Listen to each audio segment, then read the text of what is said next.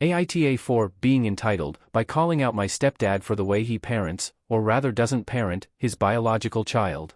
Background *I, 22F, live with my mom, 50F, stepdad Daniel, 48M, sister Kate, 16F, and our stepbrother Mikey, 12M, lives part-time at our house.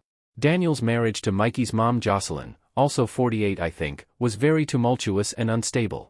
They constantly got into screaming matches and they didn't shield Mikey from their arguments.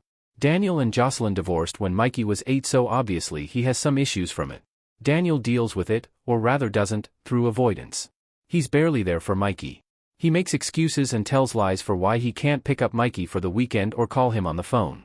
Daniel's neglect makes Jocelyn feel bad, so she overcompensates by being lenient with Mikey, then gets frustrated when Mikey doesn't take her rules seriously. Mikey and Jocelyn both lose their cool with each other constantly. Instead of trying to improve her temper and be a positive example, Jocelyn keeps dragging Mikey to different psychiatrists. She thinks there's some magic pill that's gonna fix all Mikey's issues. Jocelyn doesn't want to admit that she is part of the problem.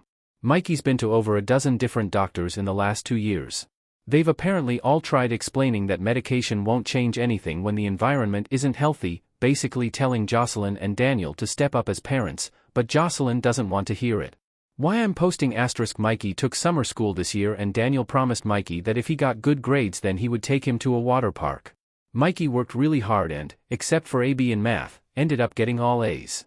I asked Daniel when he was picking Mikey up and Daniel told me he wasn't. I asked if it was because he had work and offered to pick up Mikey instead. Daniel told me that when told Mikey he needed to get good grades, didn't think Mikey would actually do it and that he had no intentions of taking Mikey to the water park and was hoping Jocelyn would break the news for him. I was pissed.